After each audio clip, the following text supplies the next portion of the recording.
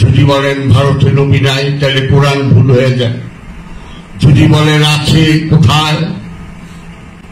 ৬,০০০ বছর আগে জয়ক মুনি বলতেছেন হারাং আল্লাহ আল্লাহ রকম বরেশ আল্লাহ আল্লাহ আদলা বুকম একম আল্লাহ বুকম নিকাতকম পুত্রং অব্দুল্লাহ রসুল মমতং মৌনং চ মৌনং নমনং নরকং নিশ্চয়।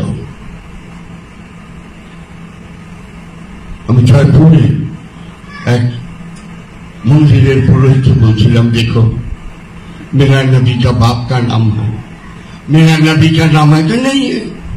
अब अब्दुल्ला को तुम्हारा नबी का बाप का नाम अब्दुल्ला है, ये था तो अब्दुल्ला है।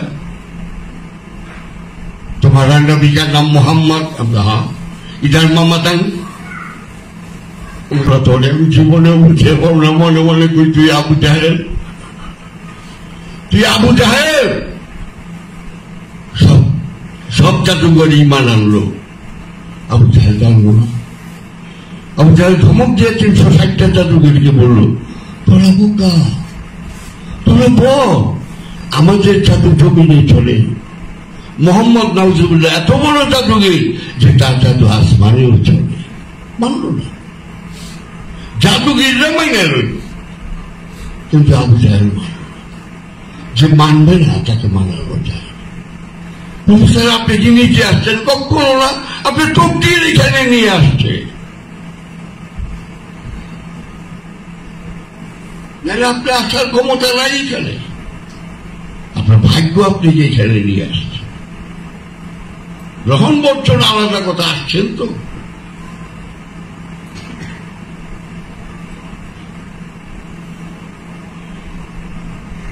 এই অখণ্ড ভারতে এই যে মুক্তি পূজা হচ্ছে, এখনো হচ্ছে, ঠিক না?